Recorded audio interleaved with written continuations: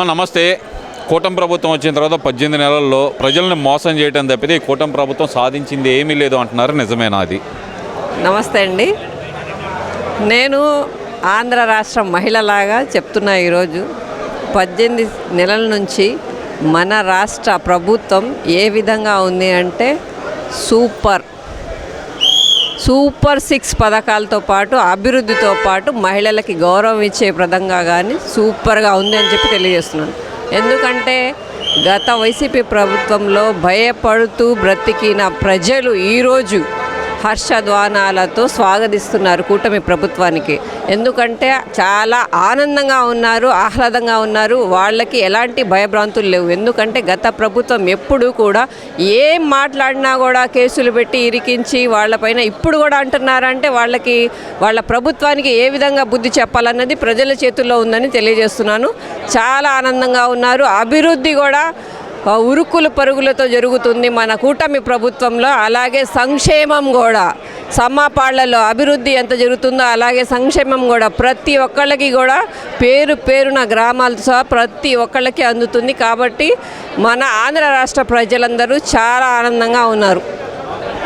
మామకు వెన్నుపోటు పొడిచిన చంద్రబాబు నాయుడు ఆంధ్రప్రదేశ్లో ఉన్న మహిళలకు వెన్నుపోటు పొడిచాడు అని చెప్పి యాంకర్ శ్యామల, అంటే వైఎస్ఆర్సీపీ అధికార ప్రతినిధి శ్యామల గారు, అలాగే ఇంకొక వైఎస్ఆర్సీపీ అధికార ప్రతినిధి మాజీ ఎమ్మెల్యే మాజీ మంత్రి అయినటువంటి రోజా గారు వీళ్ళు చేస్తున్న వ్యాఖ్యలమ్మ, మరి దాన్ని ఎలా చూడాలంటారమ్మా? మరి శ్యామల గారు రోజా గారు ఇద్దరు అక్కలకి సమాధానం చెప్పాల్సిన అవసరం లేదు. ఎందుకంటే వాళ్ళు పేటీఎం డబ్బులు ఎప్పుడు పడతాయో అప్పుడు వచ్చి మీడియా ముందు కూర్చుంటారు.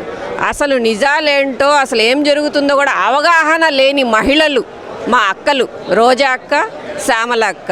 వీళ్ళిద్దరికీ సమాధానం చెప్పాల్సిన అవసరం లేదు అసలు. ఎందుకంటే వాళ్ళు మాట్లాడేవన్నీ అసత్యాలు. జరుగుతుంది ఒకటైతే చెప్పేది ఒకటి. ఎందుకంటే వాళ్ళకి పేటీఎం అందదు తర్వాత. కాబట్టి వాళ్ళు ఏదో ఒకటి వాళ్ళకి ఆ రోజుకి వాళ్ళు చెప్పుకోవాలి. కాబట్టి అధిష్టానం ఏది చెప్పినా కానీ గాడిదల్లాగా తల ఊపేసి వెళ్ళి చెప్పడమే. ఎందుకంటే వాళ్ళకి ఒక్క విషయం మీద కూడా అవగాహన లేదు. వాళ్ళు చెప్పమన్నారు, మేము వెళ్ళి చెప్పేశాం, అంతవరకే అయిపోయింది.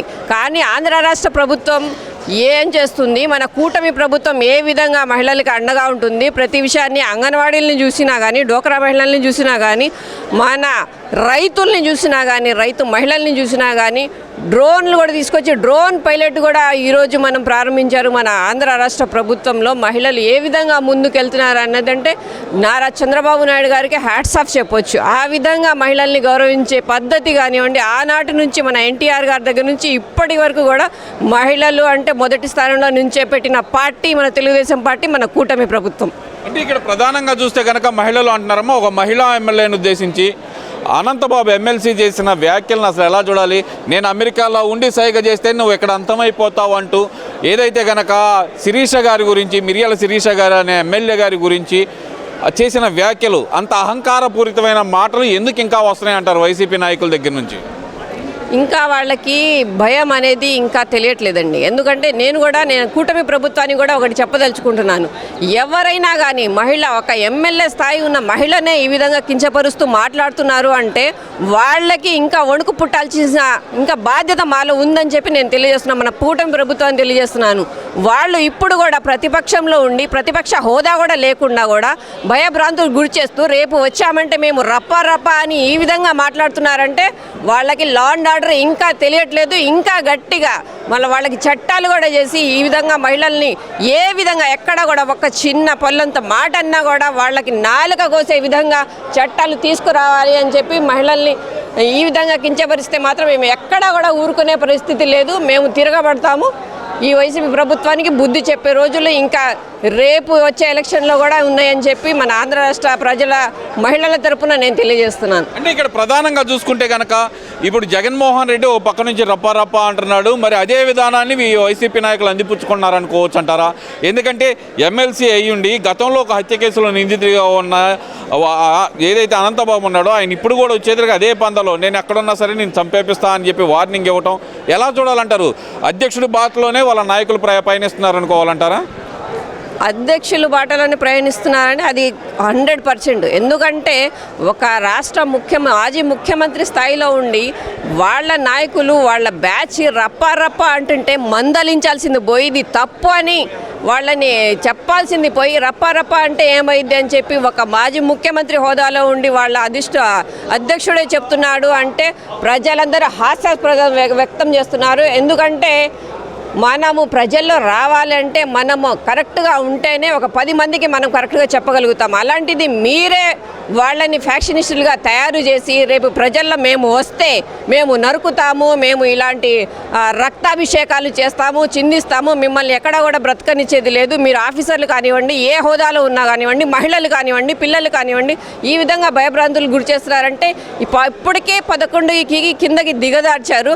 ఆ ఒకటి కూడా తీసేస్తే ఒకటికి కూడా మిగులుతారో లేదో కూడా తెలియని పరిస్థితి. కాబట్టి ఒళ్ళు దగ్గర పెట్టుకొని ప్రతి ఒక్కళ్ళు కూడా ప్రతిపక్షంలో ఉన్న నాయకులు, వాళ్ళ రాష్ట్ర అధ్యక్షులు ఎవరైనా కానివ్వండి, మహిళలైనా కానివ్వండి, జాగ్రత్తగా మాట్లాడాలని చెప్పి మేము తెలియజేస్తున్నాం. కూటమి ప్రభుత్వంలో దోచుకో, దాచుకో, పంచుకో, తినుకో అనే నినాదంతోనే పనిచేస్తుంది తప్పితే పేద ప్రజలకు మంచి చేద్దామని పనిచేయట్లేదు అంటున్నారు. ఇందులో వాస్తవం ఉందనుకోవచ్చు అంటారా? మరి ప్రతిదీ అండి, వాళ్ళకి ఏది చెప్పినా కానీ వాళ్ళకి చెవిటోడి చెవిలో శంఖమూదినట్టు ఉంది.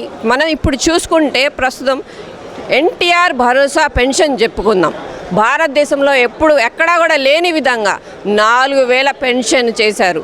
అది కూడా 2-3 నెలల ముందే మేము ఇస్తామని చెప్పి ఆ వాగ్దానాన్ని పూర్తి చేసి స్టార్టింగ్ నుంచే 7000 రూపాయలు అందించి ఇప్పుడు ప్రతి నెల కూడా వాళ్ళు మమ్మల్ని హేళన చేశారు. వాలంటీర్లు లేరు, మీరు ఎలా ఇస్తారంటే సచివాలయ సిబ్బందిని దింపి 8ంటికే అసలు 90% అందరికీ ప్రతి ఇంటికి వెళ్ళి గౌరవప్రదంగా వాళ్ళని లేపి మనము 4000 రూపాయలు పెన్షన్ అందిస్తున్నాము. వృద్ధులు కాదు, వికలాంగులు కాదు, ప్రతి ఒక్కరిని కూడా. అలాగే ప్రతి సంక్షేమం కూడా ప్రతి ఒక్కళ్ళకి అందుతుంది. తల్లికి వందనం అందుతుంది. నిన్న చూసుకుంటే మనకి రైతు పట్టాలు గత ప్రభుత్వంలో వాళ్ళ మొహాలు పెట్టుకొని 700 కోట్ల రూపాయల బండలకి ఖర్చు పెట్టి ప్రతిదీ కూడా ఆగం చేసిన ప్రభుత్వం గత ప్రభుత్వం.